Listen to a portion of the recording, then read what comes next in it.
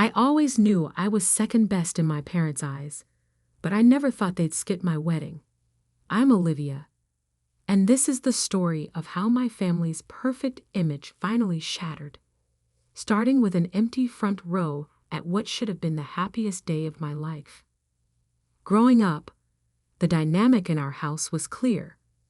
My younger sister, Kate, was the star, and I was the supporting cast.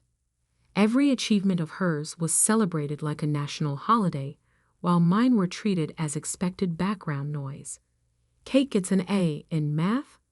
Time for a special dinner out. I make valedictorian. Good job, honey. Did you hear Kate made the junior varsity tennis team? Don't get me wrong. I love my sister. Kate's never been deliberately cruel or dismissive. She just grew up in a different reality than I did, one where her every move was applauded and photographed, while I learned to celebrate my victories quietly, by myself. Maybe that's why I went into event planning. There's something satisfying about creating perfect moments for other people, even if my own life was full of overlooked milestones. By 28, I'd built a successful business, planning everything from corporate galas to destination weddings. My parents barely noticed, too busy following Kate's journey of self-discovery through 3 different college majors. Then I met Daniel. He came to me as a client, needing help planning a charity gala for his pediatric medical practice. I remember the first time we met. He was flustered, running late after an emergency surgery, his tie slightly crooked. "I'm so sorry," he said, rushing into my office. Tiny humans don't stick to schedules. Something about his genuine warmth, the way he immediately put me at ease, felt different from anyone I'd ever met. By the end of our first planning meeting, we'd spent more time talking about our lives than the gala.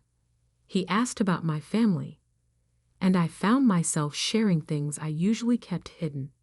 "It sounds lonely," he said softly when I described growing up in Kate's shadow. Being the responsible one, the one who's expected to understand. No one had ever put it into words quite like that before.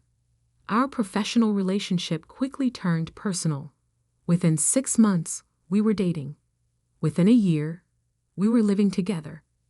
Daniel saw me, really saw me, in a way my family never had. He celebrated my successes, supported my dreams, and most importantly, made me feel like I mattered. When he proposed, it was perfect in its simplicity. No grand gestures or elaborate schemes, though I'd planned enough of those for clients. Just a quiet evening at home, after I'd had a particularly stressful day with a bridezilla client. "You know what I was thinking?" he said, as we sat on our balcony sharing takeout. "You spend so much time making other people's special moments perfect. Maybe it's time someone did that for you." He pulled out a ring, his grandmother's vintage sapphire, reset in a modern setting. Before he could even finish his speech, I was saying yes through happy tears. The next day, I called my parents to share the news. Mom answered on the 4th ring, sounding distracted. "Oh, honey, that's wonderful," she said, in the same tone she used when I told her about my business success. "But listen, can I call you back? Kate just got some exciting news too. She's finally decided to graduate." My sister, at 25, had spent 7 years in college, changing majors like most people change clothes. Apparently, she'd finally accumulated enough credits in various subjects to qualify for a degree. "That's great, Mom," I said, trying to keep the hurt out of my voice. "But about the wedding?" "We'll talk soon, sweetie. Kate needs help planning her graduation party. It's such a big achievement for her. You know how much she's struggled to find her path." I hung up feeling deflated. Daniel found me staring at my phone. "They don't deserve you," he said simply, pulling me into a hug. I threw myself into wedding planning, determined to create the perfect day. As one of the top event planners in the city, I had access to the best vendors, the most beautiful venues. We chose a date in late May, a Saturday when the weather would be perfect for our garden ceremony. May 20th. I told my parents over dinner, 6 months before the wedding. I've already sent you the save the dates. Mom's fork clattered against her plate. Oh no. What? I looked between them, a familiar sense of dread building in my stomach. That's Kate's graduation weekend, Dad said. She's finally getting her degree, and the ceremony is that Saturday morning. But the wedding's at 4 p.m., I stammered. You could do both. Honey, Mom cut in, using her be reasonable voice. The graduation is in Boston. We need to be there to help Kate prepare, attend the ceremony, and of course there's the celebration after. We can't possibly make it back in time. Then come to the wedding instead, I said, hating how small my voice sounded. It's my wedding day. Dad shook his head. This is a huge moment for Kate. She's worked so hard for this degree. You understand, don't you? You're so good at handling things on your own. There it was, the familiar refrain. Good, responsible Olivia, who always understands, who never makes waves, who plans everyone else's perfect moments while her own fade into the background. Can't Kate walk in a different ceremony? I asked. Most universities have multiple graduation dates. We can't ask her to do that, Mom said firmly. This is her moment. She's so excited about graduating with her friends, and you know how she struggles with change. I looked at Kate, who was staring at her plate, unusually quiet. What do you think, Kate? I asked directly. She glanced up, then quickly looked away. I mean, I've worked really hard for this. And I haven't? The words came out sharper than I intended. I haven't worked hard building my business, creating a life, finding someone who loves me. That's different, Mom said dismissively. You've always been the capable one. Kate needs us there for support. I stood up, my chair scraping against the floor. And I don't. It's my wedding day. Be reasonable, Olivia, Dad sighed. There will be plenty of people at your wedding. Kate's graduation is more important right now. More important. The words hung in the air like poison. I left dinner early that night, driving home through tears. Daniel was waiting up, and one look at my face told him everything. They're not coming, are they? I shook my head, collapsing into his arms. Then we'll make it so spectacular they'll regret missing it for the rest of their lives, he said firmly. Looking up at him, I felt something shift inside me. All my life, I'd accepted being second best, being the one who understood, who gave way, who compromised. But not this time. Not my wedding day. Yes, I said slowly, a plan already forming in my mind. Yes, we will. What my family didn't know was that being the city's top event planner meant I had connections, lots of them. And I was about to use every single one to create an event that they'd never forget missing. They thought Kate's graduation was more important. Fine, I'd show them exactly what they were choosing to pass up. The morning after that disastrous dinner, I sat in my office, staring at my extensive contact list. Years of planning other people's perfect moments had earned me favors with the best vendors in the business. Now it was time to call them in. First call, Marco, the city's most sought-after florist. Darling, he answered on the first ring. Tell me you're not canceling next month's Henderson wedding. Actually, Marco, this is about my wedding. There was a pause. Your wedding? The one you're planning yourself? Olivia, mes amour. I thought we talked about this. You know the saying about doctors making the worst patients. Things have changed, I said, my voice steady. My parents won't be attending. They're choosing my sister's college graduation instead. The silence on the other end was deafening. Marco had done the flowers for my sister's last 3 graduation parties, the one celebrating her switching majors. Those bastardos. He finally breathed. What do you need? Everything. I want people to walk in and forget how to breathe. I could practically hear him rubbing his hands together. The garden concept we discussed, but elevated. Crystal-draped trees, floating flowers, illuminated pathways. We'll make the Queen of England's wedding look like a backyard barbecue.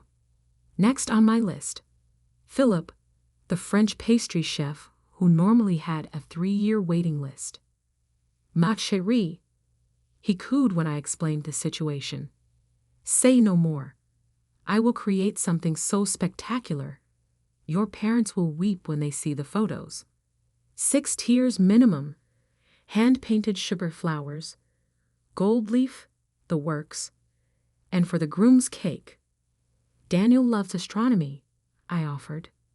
Perfect. A galaxy theme in dark chocolate and mirror glaze.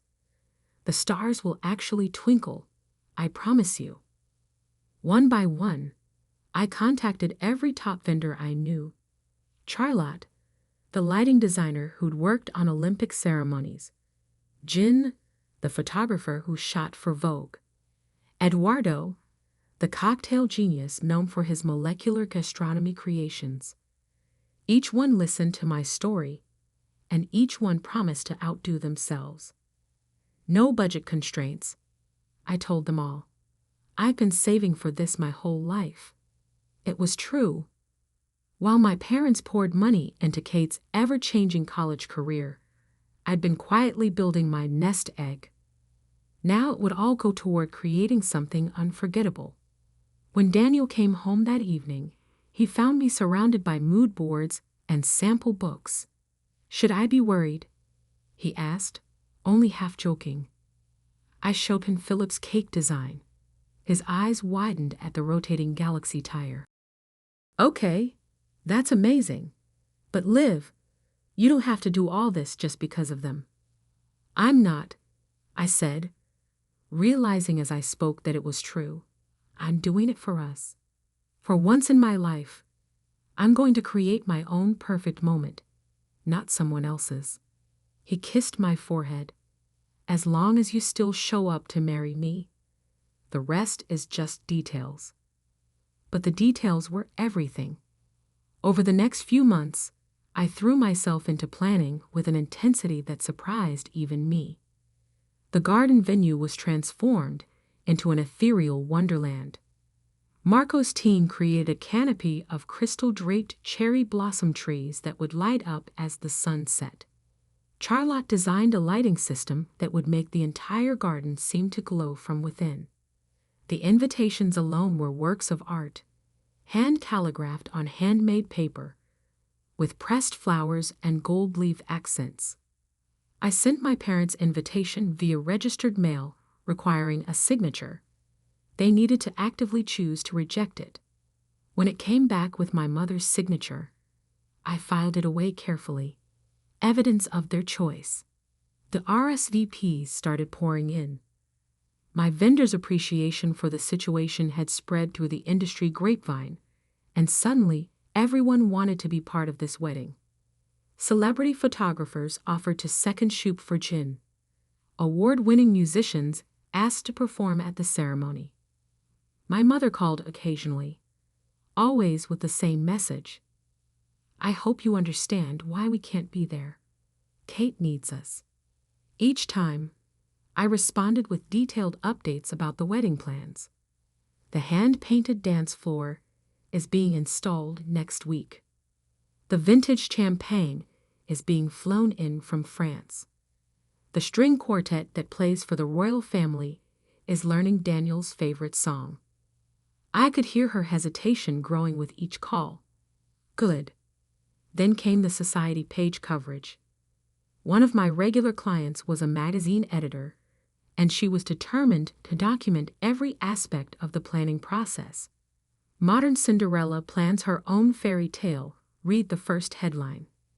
Photos of the preparations appeared weekly, the custom-designed bridesmaids' dresses, the hand-forged ceremony arch, the preview of Philip's spectacular cake. Did you see this week's article? I asked Mom during one of her calls. They're comparing it to Grace Kelly's wedding. Isn't that amazing? Olivia, she said slowly, don't you think this is getting a bit excessive? Oh no, I replied sweetly. This is just the beginning. 3 weeks before the wedding, Kate called. She'd never been one for confrontation, preferring to let our parents fight her battles. So this was unexpected. Liv, she said, her voice small. I saw the magazine coverage. It looks incredible. Thank you. I talked to my advisor. There's another graduation ceremony in July. I could switch. Don't bother. I cut her off. It's too late. The plans are set. Mom and Dad feel terrible. No, they don't. They feel uncomfortable because people are talking. Because for once, they can't control the narrative about our perfect family. She was quiet for a moment. I never meant to always come first. But you did, and you let it happen. And now you all get to live with that choice. The week before the wedding, my phone was flooded with messages from relatives and family friends, all variations on the same theme. How can you go through with this without your parents there? Can't you postpone it? Family should come first. I forwarded them all to a special folder labeled, "For later." Daniel found me in my office, reviewing the final timing schedule. You okay? I looked up at him, at his kind face and worried eyes. You know what? I really am. For the first time in my life, I'm not trying to make everyone else happy. I'm not being the understanding one, the responsible one, the one who gives way. I'm just being me. He smiled. That's who I fell in love with, you know. Not the perfect event planner, not the dutiful daughter, just you. 2 days before the wedding, the final piece of my plan fell into place. My friend at the magazine called to confirm the coverage details. Full spread, top photographers, immediate online release with hourly social media updates, she promised. The whole city will be watching this unfold in real time. Perfect, I said, thinking of my mother's habit of obsessively checking social media. Make sure you get lots of shots of the empty seats in the front row. The day before the wedding, I received a text from my father. It's not too late to change the date. I sent back a photo of the garden setup, the thousands of twinkling lights, the crystal trees, the floating candles in the reflection pool. You're right, I wrote. It's not too late for you to change your minds. But it is too late to save your perfect family image. He didn't respond. That night, at the rehearsal dinner, Daniel's parents gave a beautiful speech about welcoming me to their family. I didn't cry until his mother hugged me and whispered, "We'll be in the front row tomorrow, honey. We'll be there." Back in our apartment, I found Daniel adding something to his vows. Spoiler alert, he grinned. I may have included a line about choosing you first, every day no matter what. I fell in love with him all over again in that moment. The morning of my wedding dawned clear and perfect. As I sat in the bridal suite, surrounded by my closest friends and Daniel's family, my phone buzzed with a final text from my mother. The graduation ceremony starts in an hour. We really wish we could be there too. I looked at myself in the mirror, already in my hand-beaded gown, my hair and makeup perfect, and typed back 3 words, "No, you don't." Then I turned off my phone. It was time for my moment, and I wasn't going to let them dim it anymore.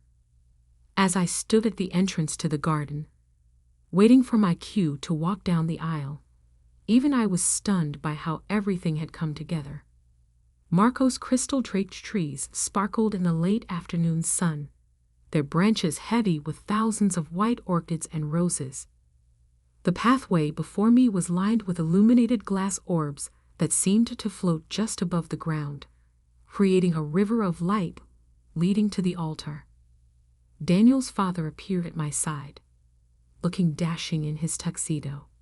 After my parents made their choice, he had quietly offered to walk me down the aisle. "Every bride deserves someone by her side for that walk," he'd said. "Ready, sweetheart?" he asked now, offering his arm. I took one last look at the empty seats in the front row, the seats that should have held my family. Someone had placed a single white rose on each chair, making their absence even more striking. Perfect. "Ready?" I said, taking his arm. The string quartet began playing their custom arrangement of A Thousand Years. Not the typical wedding version, but a haunting, ethereal adaptation that filled the garden like a spell. As we appear at the end of the aisle, 400 guests rose to their feet, gasping audibly at the sight. I'd chosen a dress that would photograph spectacularly, a custom-designed masterpiece with a bodice covered in handsome crystals that caught the light with every movement, creating the illusion that I was wrapped in starlight. The cathedral-length veil, edged with delicate lace that had taken artisans 3 months to create, floated behind me like a cloud. But it was Daniel's face that made me catch my breath. He stood at the altar, tears streaming unashamedly down his cheeks, looking at me like I was every star in the sky. In that moment, I forgot about my parents' empty seats, forgot about revenge and perfect moments and society page coverage. All I could see was him. The ceremony was everything we planned and more. As we exchanged our vows under an arch of floating candles and cascading flowers, Charlotte's lighting design shifted subtly, bathing us in a warm golden glow that made everything feel dreamlike. Jin's cameras clicked constantly, capturing every perfect detail. "I choose you," Daniel said in his bows, his voice carrying clearly across the hushed garden. "I choose you first, every day, above all others. I choose you when it's easy and when it's hard. I choose you when the whole world tells us we're wrong. I choose you, Olivia, forever." I saw his mother dab at her eyes in the front row, right where she promised she'd be. The reception was a masterpiece of timing and spectacle. As the sun set, thousands of tiny lights hidden throughout the garden began to twinkle on, transforming the space into an enchanted forest. Philip's cake was unveiled to audible gasps, 6 tiers of hand-painted sugar flowers and gold leaf, with that magical rotating galaxy tire that actually seemed to contain its own universe. Eduardo's signature cocktails changed color as they were poured, each one telling its own story. The dance floor, hand-painted with a design that echoed the stars in my dress, lit up in patterns that followed the dancers' movements. Every detail was captured, photographed, documented, and immediately shared across social media platforms.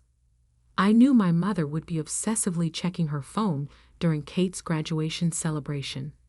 I imagined her watching the spectacle unfold in real time, seeing what she'd chosen to miss. The magazine's social media team was doing an exceptional job, posting stunning photo after stunning photo, each one more magical than the last.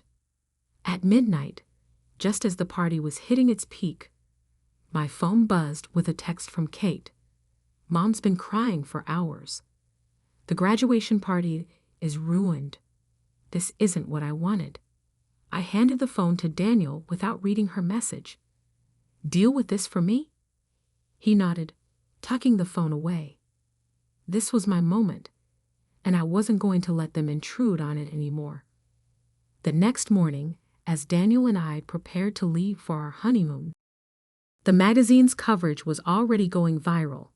Wedding of the century, the headlines proclaimed. Event planner's dream wedding sets new standards. Photos of the empty front row chairs with their solitary roses were featured prominently, with captions that told the story of parents who chose to skip the most spectacular wedding the city has ever seen for a college graduation. The society pages were brutal in their commentary. In an era where family values are supposedly paramount, one columnist wrote, "What does it say when parents choose to miss this once-in-a-lifetime celebration?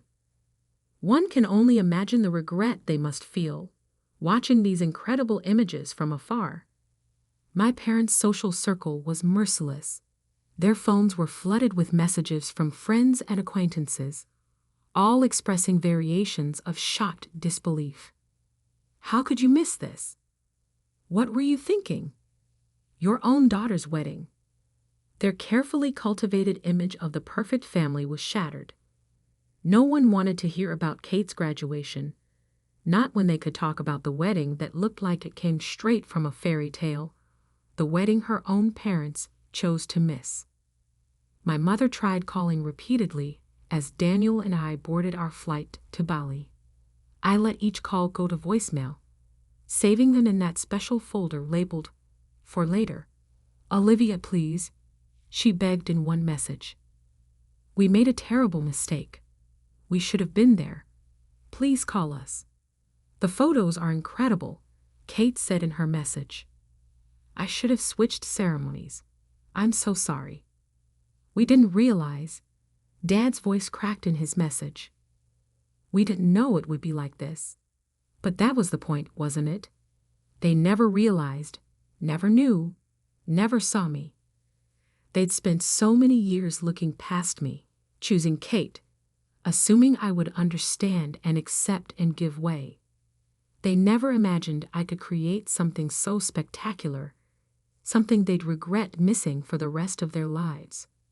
2 weeks later, lounging on a beach in Bali, I finally read through all their messages. There were hundreds of them, each one more desperate than the last. The full impact of what they'd missed was hitting them hard. "Should we invite them to the reception we're having when we get back?"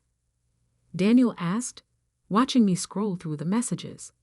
I thought about it for a moment, then shook my head. No, they made their choice. Now they get to live with it. "You're not worried about burning bridges?" "They burned the bridge," I said quietly. "I just showed them what was on the other side." 6 months later, I won Event Planner of the Year for my own wedding. The photos were featured in every major wedding magazine, each one highlighting the stunning details, the magical atmosphere, and yes, those empty seats in the front row. My parents tried to make amends. They sent gifts, letters, tearful voicemails. Kate switched to part-time studies and moved back home, her own perfect daughter image tarnished by the backlash. Their social life became awkward, every event a reminder of the wedding they chose to miss. "You could forgive them," Daniel suggested one night, watching me delete another series of apologetic texts. "I could," I agreed. "But you know what? I don't want to. For once in my life, I'm not being the understanding one. I'm not smoothing things over or making excuses for them. They chose Kate's 5th graduation over my wedding. They can live with that choice forever." A year after our wedding, I received a call from a prestigious client who had seen my wedding photos. "I want exactly that," she said.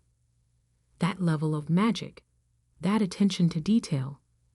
Money is no object." As I began planning her event, I realized something. My wedding hadn't just been about revenge. It had been about finally stepping into my own light, about creating something spectacular without dimming it to make others comfortable. It had been about choosing myself, just as Daniel chooses me every day. My parents still try to reach out occasionally. Last week, Mom left a message about how they're ready to move forward as a family. I saved it in my special folder with all the others. A reminder of the day they thought my wedding was skippable and how spectacularly wrong they were. Some people say I'm being too harsh, that family deserves forgiveness. Maybe they're right. But as I look through our wedding albums, at the pure joy on our faces, at the magic we created, at the empty chairs that tell their own story, I know I made the right choice. Sometimes the best revenge isn't about hurting others. It's about showing them exactly what they chose to miss. And sometimes the most perfect moment comes not from being chosen, but from choosing yourself.